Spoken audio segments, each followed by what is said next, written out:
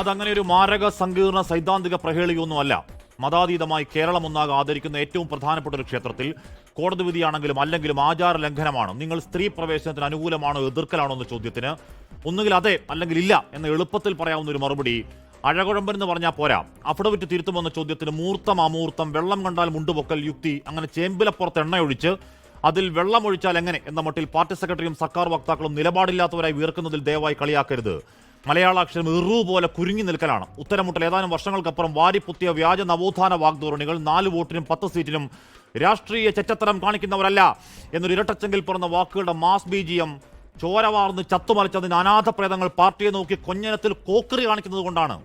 അയ്യോ കോടതി വിധിയാണ്, നടപ്പാക്കാതെ പറ്റുമോ എന്ന നാട്യത്തിൽ അന്ന് തന്നെ എണ്ണി പറഞ്ഞതാണ്. പള്ളിത്തർക്കമടക്കം നടപ്പാക്കാൻ കാത്തുകാത്ത് കിടന്ന് പൂതലിച്ചു പോയ കോടതി വിധികൾ ആ പുന്നപ്ര വയലാർ സേനാനി ചന്ദ്രാനന്ദനടക്കം സ്ഥാനത്തെ വഹിച്ചൊരു ദേവസ്വം ബോർഡാണ്. പ്രതിഷ്ഠ ഒരു നൈഷ്ഠിക ബ്രഹ്മചാരി സങ്കല്പമാണെന്നും അതൊരു ജെൻഡർ ഇക്വാളിറ്റി പ്രശ്നമല്ലെന്നും അറിയാത്തവരല്ല CPM സർക്കാർ.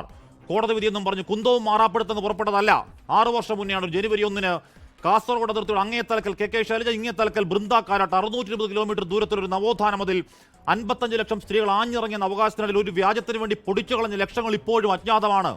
ആ മറവിൽ പോലീസ് കോട്ടകെട്ടിക്കേറ്റിയത് ബിന്ദു അമ്മണി, രഹന ഫാത്തിമ.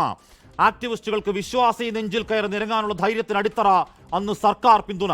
എന്നിട്ട് അയ്യപ്പ സംഗമത്തിന് അതേ ബിന്ദു അമ്മണി വരുന്നില്ലെന്ന് ഉറപ്പിക്കാൻ സ്പെഷ്യൽ ബ്രാഞ്ചിനെ അയച്ച നാറ്റപ്പണിക്കൊടുവിൽ സുപ്രീം കോടതിയിൽ മലക്കമറിയലാണെങ്കിൽ ആയിക്കോ, പക്ഷേ ആചാര ലംഘനത്തിന് അക്രമകാലത്തിന് കേരളത്തോട് പരസ്യമായി പറയണ മുൻകാല പ്രാബല്യത്തിൽ മാപ്പിന്റെ സമസ്താപരാധം അന്ന് മുഖ്യമന്ത്രി പറഞ്ഞ 4 വോട്ടിനും 10 സീറ്റിനും വേണ്ടി അകാലത്തിൽ അന്തരിച്ച നവോത്ഥാന മതിലിന്റെ ഗതി കിട്ടാത്ത ആത്മാവിനെ സാക്ഷിയാക്കി വേണമെങ്കിൽ അതും വിളിക്കണം. സ്വാമിയേ ശരണമയ്യപ്പ.